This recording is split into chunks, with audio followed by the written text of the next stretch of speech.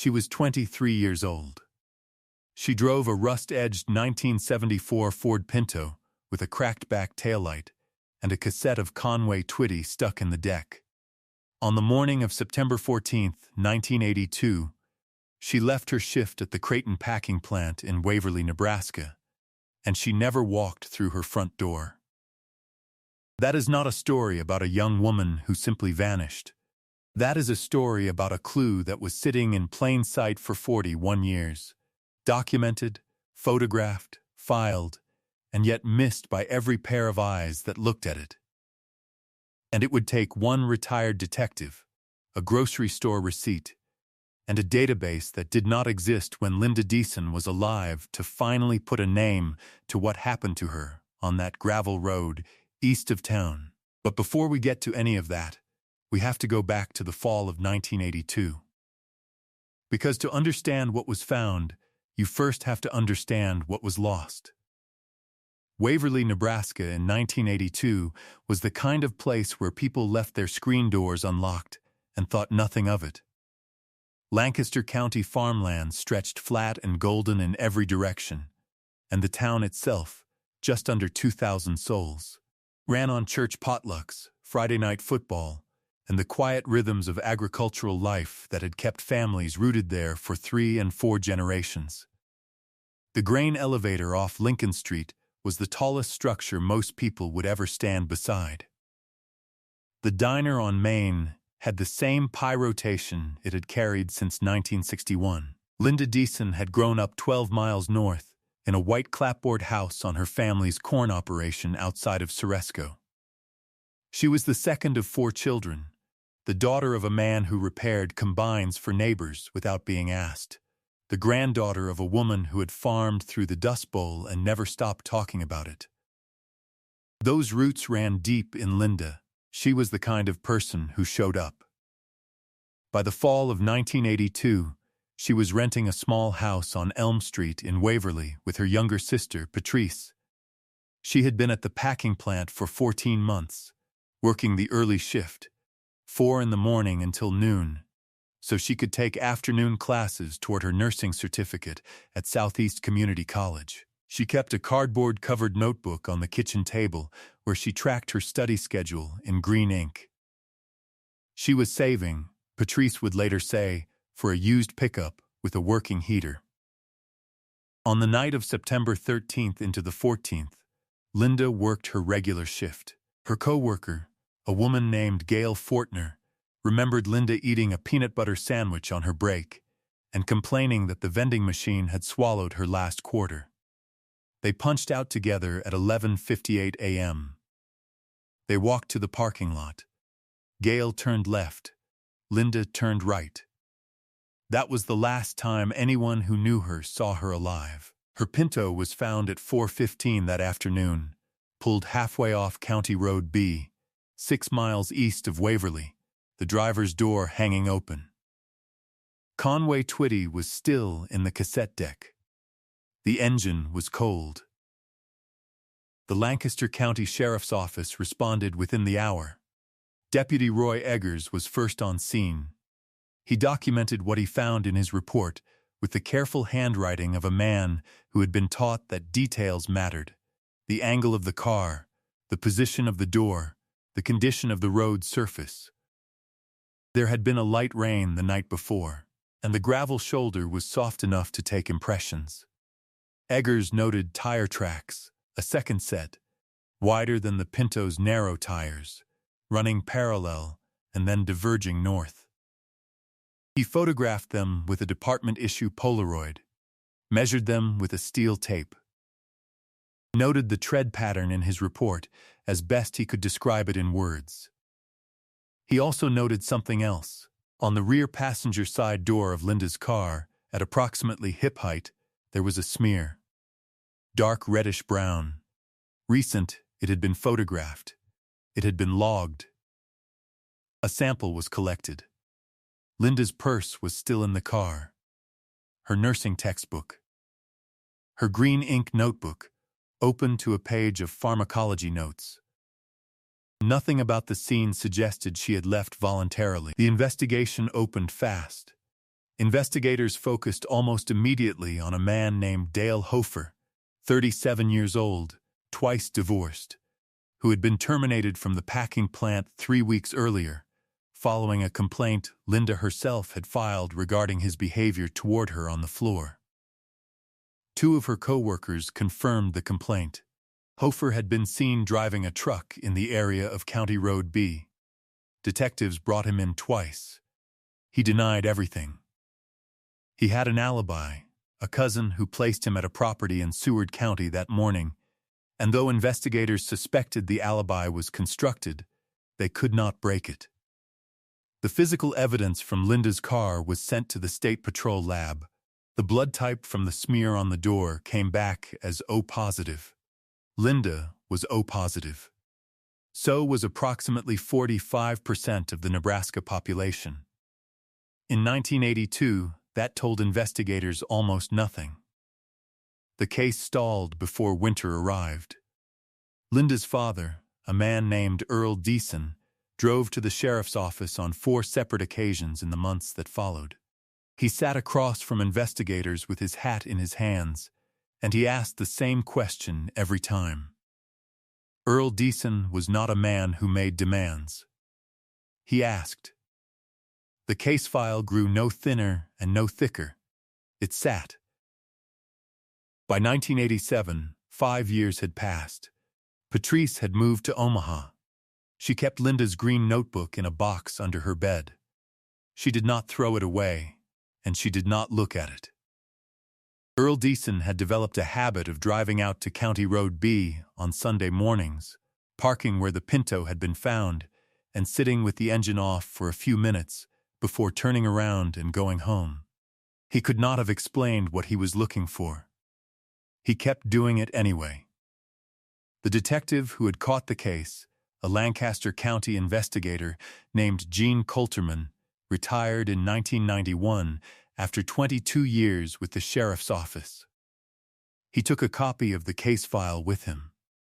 His wife, Denise, would say later that it lived in a cardboard box in the garage alongside the Christmas decorations, and that Gene had pulled it out every few years, spread it across the workbench, and stared at it the way a man stares at a puzzle he suspects he already has all the pieces for.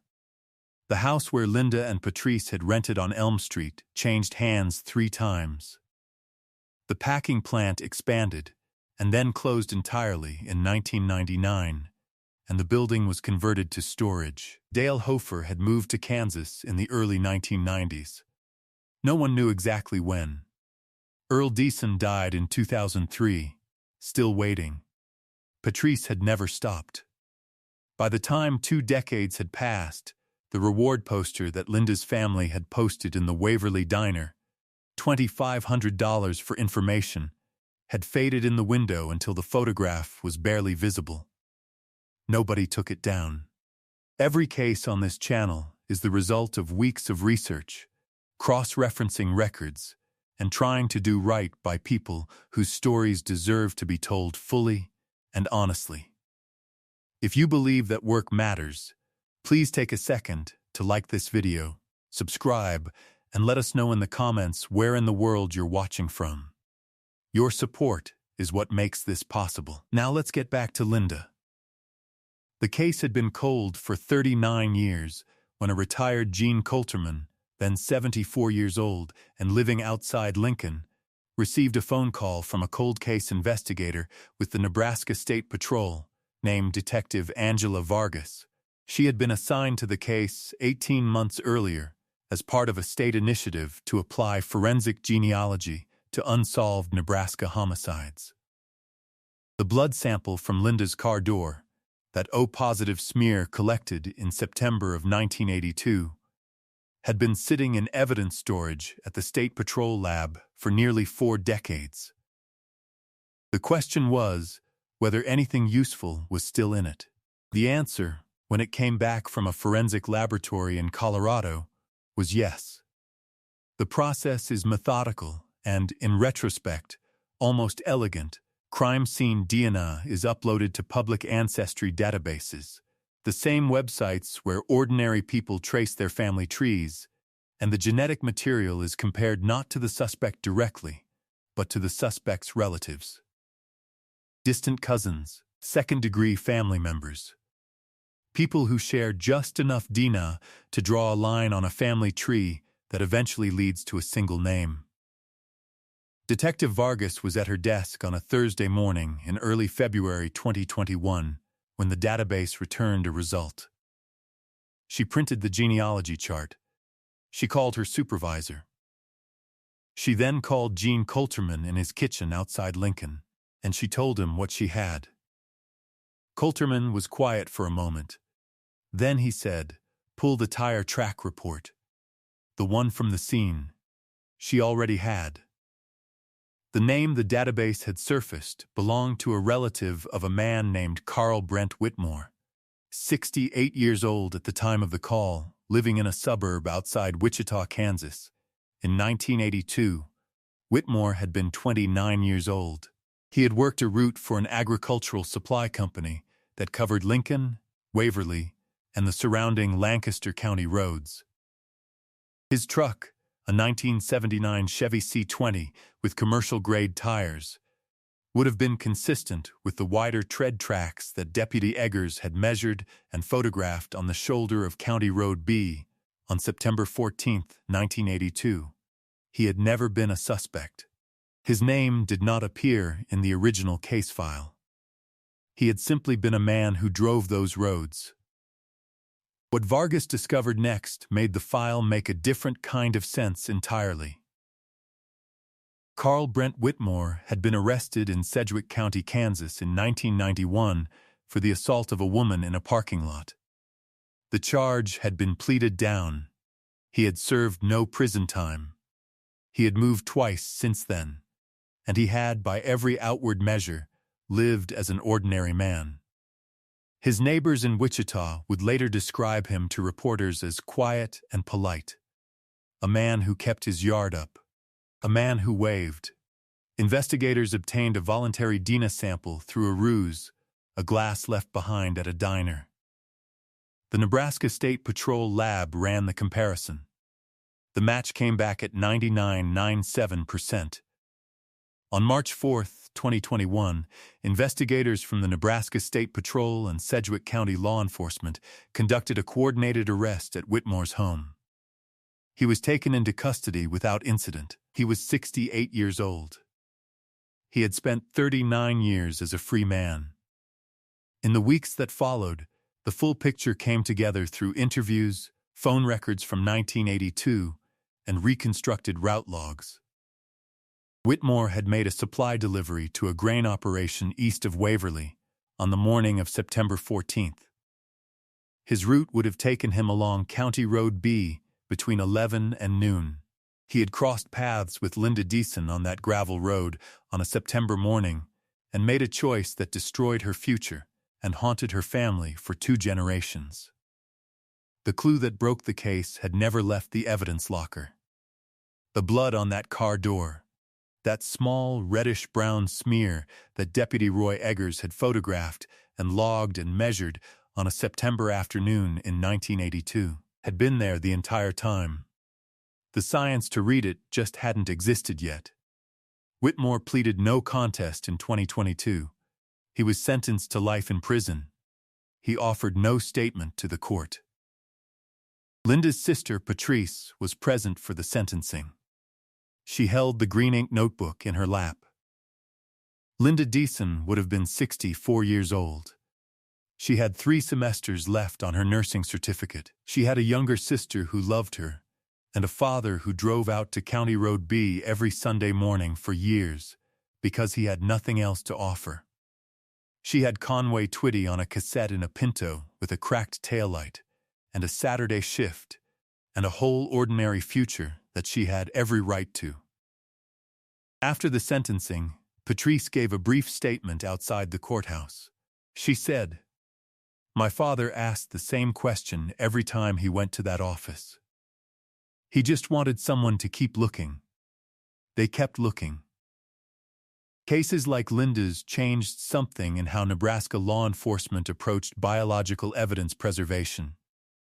The argument for maintaining cold case samples, even those collected before DNA analysis was possible, is now written into state policy. How many other evidence lockers across this country contain samples collected in the 1970s and 1980s, logged and filed and waiting for a technology that now exists and is simply waiting to be applied? How many families are still driving out to an empty road on Sunday mornings? And what does it mean that a man can live 68 years in the world, can wave at neighbors and keep his yard tidy, and walk free through every autumn for 4 decades, and still not escape what he did to a 23-year-old woman on a gravel road in Nebraska? Leave your thoughts in the comments. We read every one of them. Justice found Linda Deason after 39 years. Stories like hers are why this work matters. If you believe that truth is worth pursuing no matter how long it takes, subscribe so you don't miss the next case. More solved cold cases are waiting in the description below. Thank you for being here.